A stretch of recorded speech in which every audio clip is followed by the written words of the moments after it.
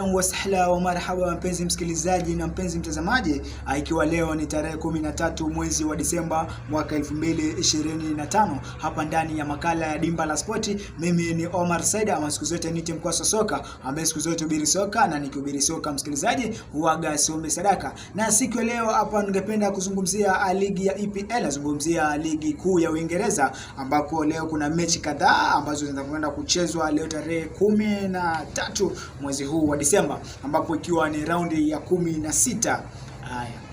Na leo hapa inapogonga mwendo wa saa 12, kuna timu ya Chelsea ambayo inamkaribisha mwana Everton mwendo wa saa 12. Mwendo wa saa 12 vile vile kuna timu ya Liverpool akiwa anamkaribisha mwana Brighton ndani ya timu wakiwa Liverpool wakiwa wako nyumbani. Alafu vile vile kuna inapogonga mwendo wa saa 2:30 kuna mwana Burnley akiwa anamkaribisha mwana Fulham, ambapo Burnley wakiwa wako nyumbani. Alafu inapogonga mwendo wa saa 5 kamili kuna mwana Arsenal akiwa anamkaribisha mwana Wolves, ambapo mwana Arsenal alikuja akajuzi mechi yao ya mwisho ambao walipiga dhidi ya Aston Villa. Tulipata kwamba kijana Trossard alipachika goli la kwanza la uongozi la Arsenal, alafu mchezaji wa Aston Villa akakuja akaregesha kama equalizer, then alafu ukatokezea mchezaji ambaye aliingia kama substitute, ambaye aliingizwa kipindi cha pili dakika za mwisho, mwana Arsenal akalala, akapachikwa bao la pili ambako kuliwafanya wapoteze alama 3.